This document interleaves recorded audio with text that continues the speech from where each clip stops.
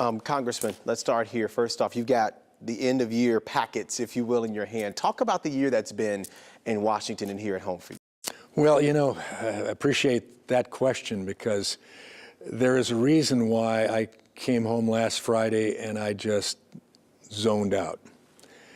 And I said to my wife, I said, I just feel like sitting back and doing nothing, watching a Hallmark Christmas movie or something.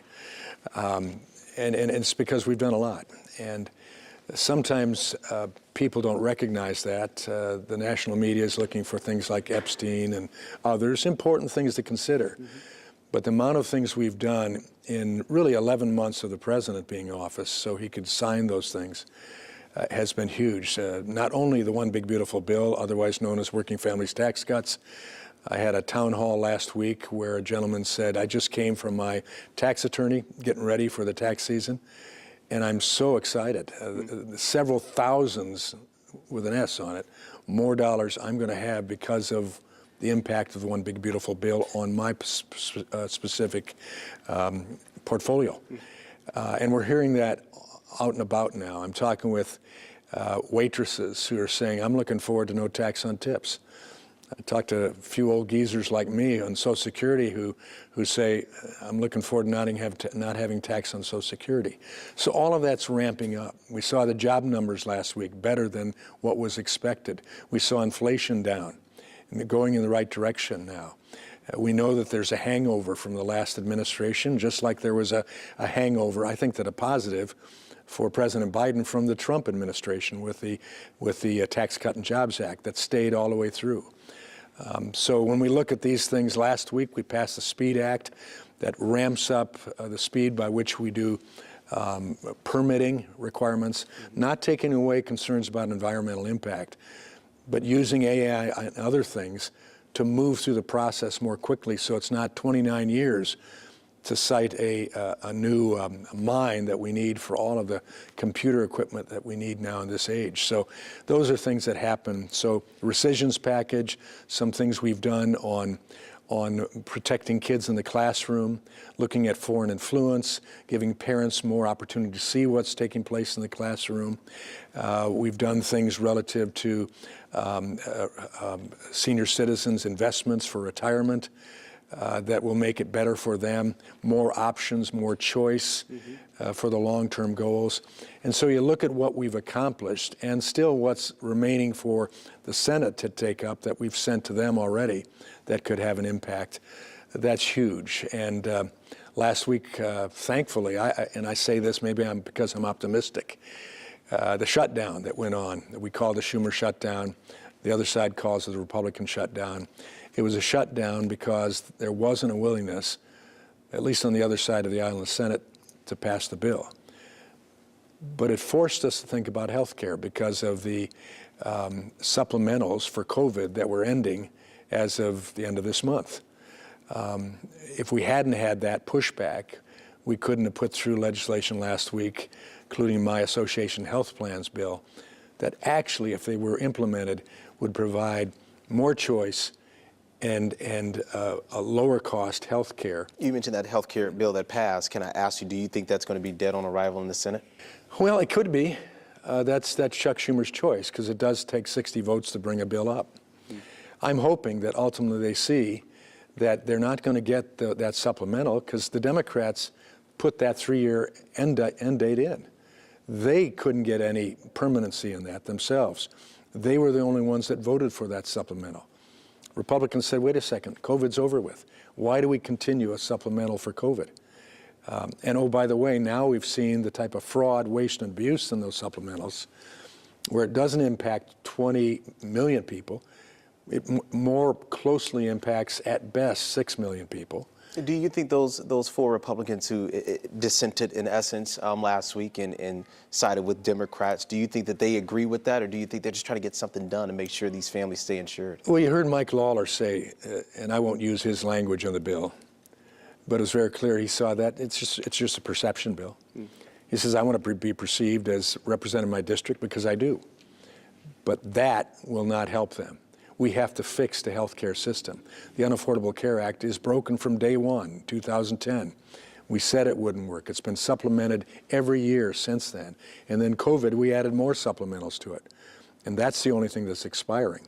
But all 347 million people in this country who are on the exchange, the Unaffordable Care Act exchange, which is the majority of people, who it was true, now do have insurance, but they might not be able to use it. They're going to see increases anyway, regardless of whether those supplementals are put on. And that's what we're talking about fixing. Let me ask you, Congressman, you just talked about talking to your constituents, and you're hearing from them as well, part of that constituency, and you're touting a lot of successes, which is great. I'm appreciative of that.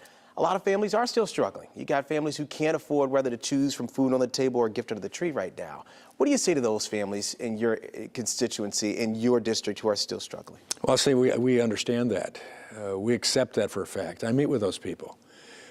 They are feeling, at the very least, a hangover from the last administration policies that produced inflation by all of the government dollars that were given out without even concern. We're experiencing that hangover. It's not going to go away overnight. The president said it would. Well, you know, that's how you run a campaign at times. I didn't think it would. I think it will. I think come January, when the one big beautiful bill takes effect and we start seeing the tax cuts, we start seeing the economic security that comes from knowing what the playing field is about, we're going to see that happen. We saw jobs increase. We're going to see more. We've seen the border totally secured. We're not worrying about that anymore, except for the incursion that came in trying to ferret that out.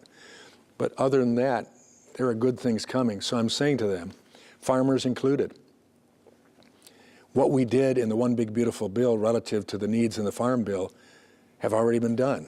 There's still a few aspects of the Farm Bill we want to complete, but the things that touch them the most in relationship to their inheritance tax, their capital outlays, and the taxes on that, that's taken care of in the One Big Beautiful Bill. They're going to feel that. And so hang on. I'm told that a hangover doesn't end overnight.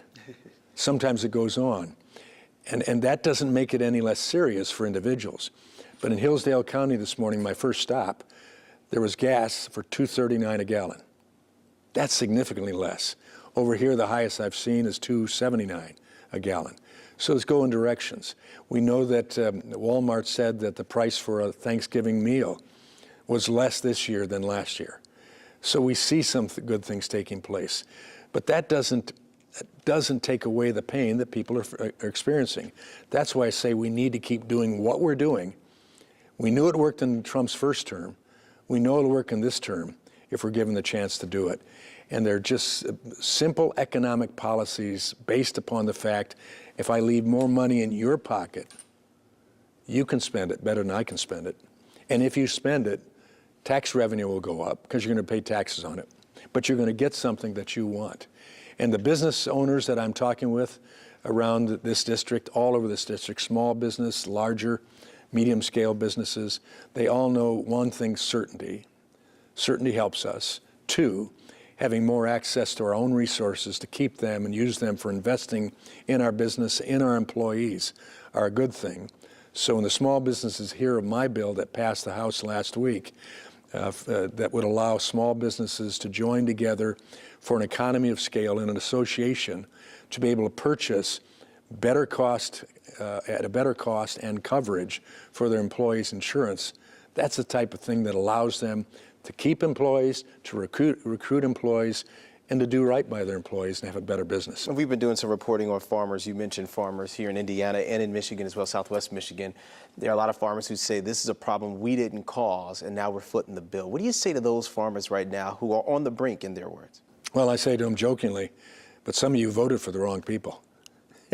So you got to take some ownership. But no, I mean, the policies that we had in place left this basic function of our society, those people that own land, till the land, provide the resources that grows the food for our country and the rest of the world. They're the backbone of this country. We've assumed onto that. But I think what Trump has been doing is saying in trade policy, we're not going to let that happen anymore. Sure, there's going to be some disruption, and you're going to feel the pain.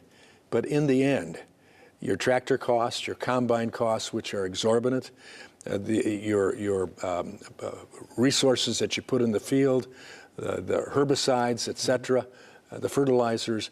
Ultimately, we're going to get a handle on the grip on that, because we're not going to just continue funding for the rest of the world and expecting us to pay for it. So my encouragement to them is hang in there. Hang in there. I think it's going to go in the right direction. And the majority of farmers in my district, when they tell me all of this, they say, but truth is, we voted for him. We knew he was going to do that. He told us he was going to do it. We knew it would probably be rough, but we hope it starts to level out soon. Let me ask you about, you mentioned the Epstein files here. I want to talk about that briefly. The Justice Department, as you know, released those files on Friday, and then over the weekend, subsequently, some of those files were then wiped out. The DOJ saying they will put them back on because there are some victims that are a part of these photos and part of the files that they feel they need to look at and redact. Can you reassure the American people and some of your constituents as well that this is fair, what's happening right now, that this is legal, that there's nothing else more to see here? Well, I can say to my constituents, I believe in transparency and integrity. And those two things ought to be involved in this. I'd also ask the question to you and others, why didn't we hear about this in the previous 4 years?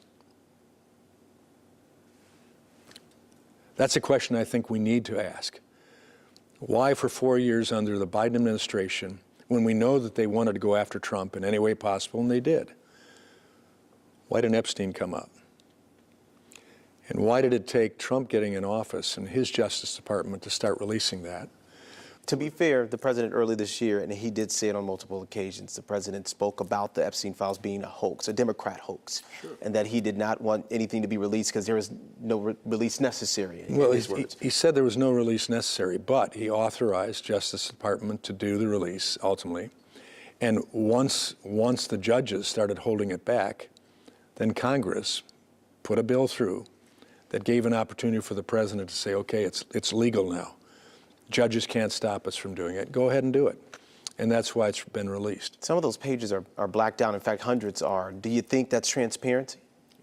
Well, it's transparent from the point of view of what's legal, unless we want to pay for thousands, potentially, of lawsuits of every attorney who has a client here who has a face now put out who's innocent, other than that he or she were victims in an atrocious, immoral scheme by Epstein himself, who had other people involved who came to his island or were involved with him in one way or another, including Trump, who ultimately kicked him out of his club because of what was coming out about Epstein, Bill Clinton and others.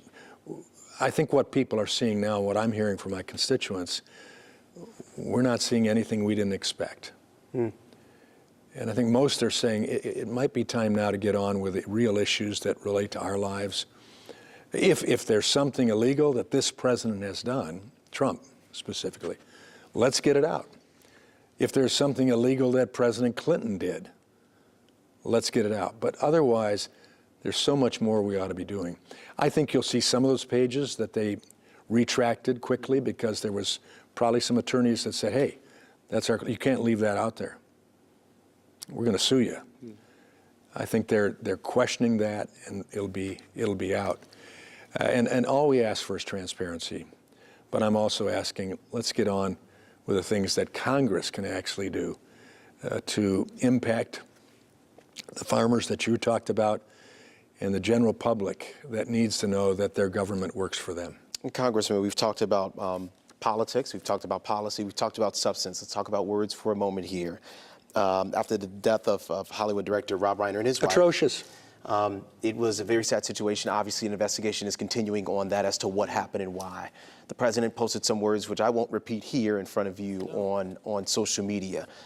What do you say to people who look at the president of the United States, and some would argue the leader of the free world, saying things that are not corroborated by investigators, and saying things and the timing on which he says those things? And to follow up on that, why aren't people coming out about that? Why aren't Republicans talking about the fact that this is unnecessary language at this point? What are your views on that? Well, I'm not saying that none of us did come out with that. A few did, to be fair. A bunch of us did come out in the You places. didn't, though, did you? Oh, I did, certainly in my district, absolutely. What have you been telling people? I'm telling, bottom line, that wasn't my statement. Sure. I'm a father. That's a horrific event.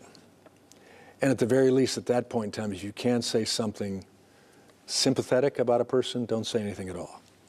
And when I ask why didn't you say anything, I mean that in terms of a statement or something that people can see. But what does it do? What does it do? This is President Trump. We know that he makes statements, and he makes them off the cuff, and sometimes very harsh.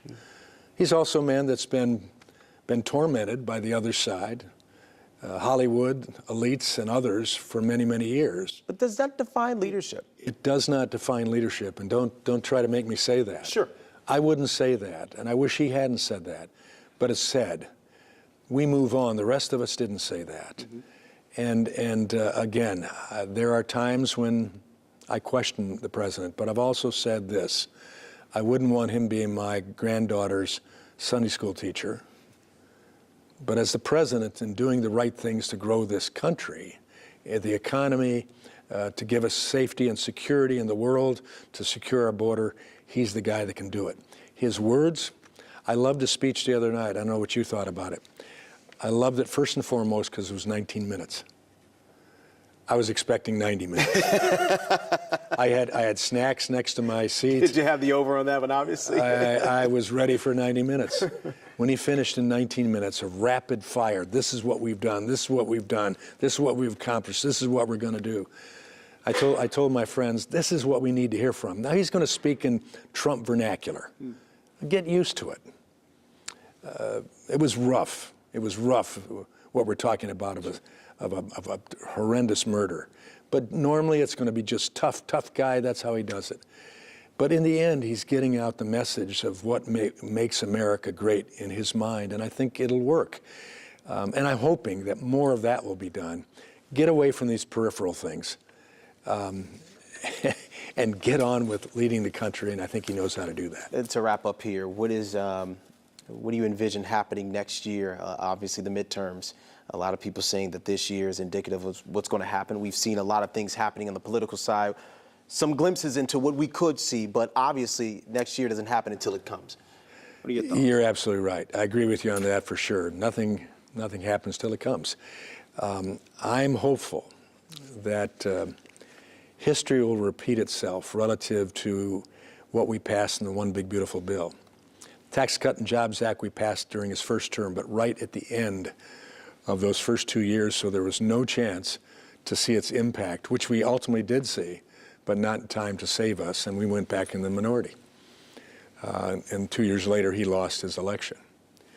This time we passed that wonderful tax cut bill, et cetera, and with early enough time for us to see the impact. I think the citizens are going to see it. And they're going to say, regardless of what I think about Trump's personality, about his verbiage, what he did worked. And what he led Congress to do worked. And we're going to give another chance for him to have a majority in both houses, so it's not just simply impeachment, impeachment, impeachment for the final 2 years. Because that's what it'll be. I don't think that's good for the country. I think the American people want a country that works. They certainly want members of Congress to try to work together. I'm still trying to work together. I still have bipartisan bills that I'm on and that we've achieved success in. But in the end, we want to do things that make this country great.